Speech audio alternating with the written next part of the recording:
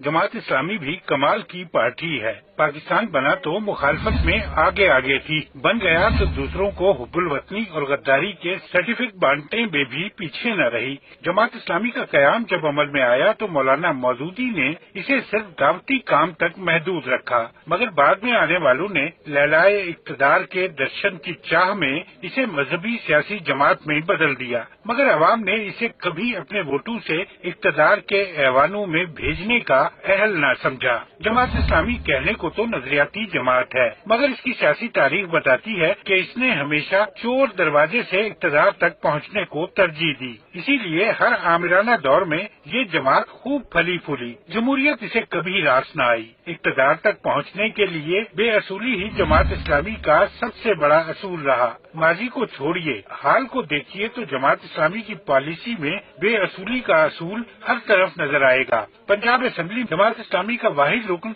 PTI के जल्ब में रहता है तो आजाद कश्मीर में नून लीग की इत्तेहादी है, जबकि खैबर पख्तूनख्वा में ये फिर पीटीआई की इत्तेहादी बन जाती है। यही जमात इस्लामी कौमी असेंबली और सेनेट में अपोजिशन का हिस्सा है। कश्मीर असेंबली में 2 सीटें भी नून लीग की नजर करम का नतीजा है, वरना तो इलेक्शन में अवाम ने इसे मुस्तरद कर दिया था। मगर दिलचस्प बात यह है कि नून लीग से सियासी फायदा लेने वाली जमात इस्लामी उसी नून लीग के खिलाफ पानामा लीक्स के हवाले से सुप्रीम कोर्ट में पटिशन भी दायर करती है, मगर पटिशन में शरीफ खानदान के किसी फर्द को नामजद भी नहीं करती। इसे कहते हैं रिंद के रिंद रहे और हाथ से जन्नत न गई।